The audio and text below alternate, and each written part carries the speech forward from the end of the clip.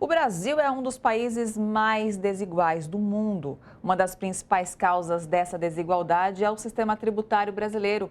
Com uma estrutura regressiva que perpetua esse quadro, proporcionalmente, os pobres, eles acabam pagando mais impostos do que ricos. O sistema é complexo, com elevada sonegação, alto número de exceções tributárias e subterfúgios, para permitir que os mais ricos paguem menos, além, claro, de privilegiar a especulação e não a produção e o assalariamento. E são muitas as lutas por uma reforma tributária que garanta a justiça fiscal e desenvolvimento econômico no país. Inclusive, a votação em plenário desse sistema pode acontecer ainda nesta semana. E para esclarecer essas dúvidas sobre esse tema, eu vou conversar agora com ele, Fausto Augusto Júnior, diretor técnico do Diese, que estava sumido por aqui. Boa tarde, boa noite, Fausto, tudo bom com você? Boa noite, Ana. Boa tarde a todos. Vamos falar então de um dos assuntos mais comentados aí durante os últimos tempos. Inclusive, essa semana pode ser que saia a votação no plenário desse sistema. E para a gente começar, Fausto, quais são os principais pontos dessa proposta para a gente se atualizar hoje em dia? Então, Ana, é um assunto importante que interessa a todos, né? E que nós vamos passar por uma longa discussão, muito provavelmente. Bem, a reforma que está tramitando no Congresso Nacional e que pode entrar em votação, basicamente, ela é uma reforma de simplificação.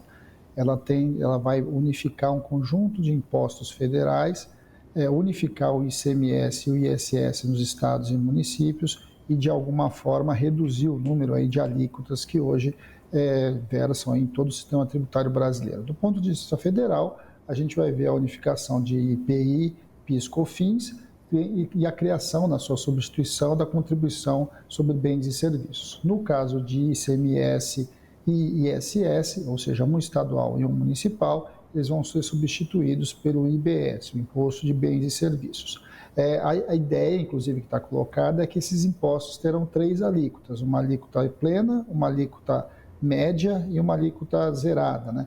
Ou seja, a alíquota zerada é para incentivos a alguns produtos, em especial nós estamos falando de medicamentos, etc.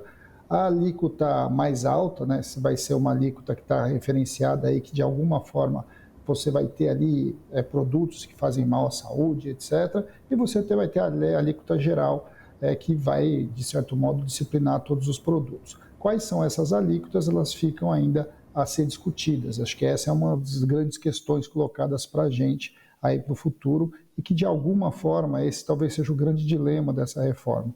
É um primeiro movimento de mudança constitucional, mas muita coisa ainda vai precisar ser regulada em lei complementar. E, Fausto, há toda uma mobilização, movimentos populares, trabalhadores, todos juntos aí por um único objetivo, é a defesa de uma reforma que seja em sintonia com a necessidade do povo brasileiro, embora haja um time contra bolsonaristas aí fazendo um certo barulho para que haja umas mudanças contrárias ao que a gente acredita. Quais seriam as alternativas e propostas debatidas para evitar uma regressividade da reforma tributária, Fausto? Bem, esse talvez seja um dos grandes dilemas, né? A proposta que está no Congresso prevê que em 180 dias o governo encaminharia uma nova proposta que vai versar aí principalmente sobre a questão do imposto de renda, e imposto de propriedade. Para nós é fundamental que a gente comece um processo de substituição dos impostos que hoje incidem sobre o consumo e a produção e ampliar os impostos que incidem sobre a renda e sobre as propriedades, sobre as fortunas das famílias e etc. De alguma forma, esse para nós é o grande movimento.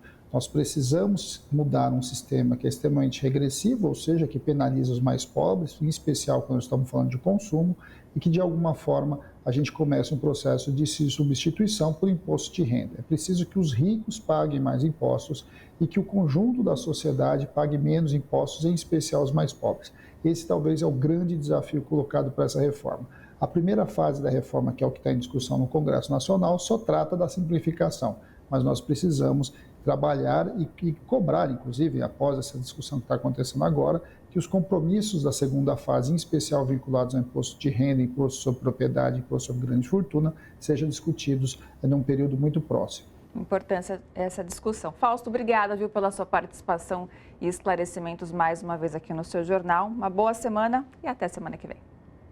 Até a próxima, Ana. Até, beijo grande.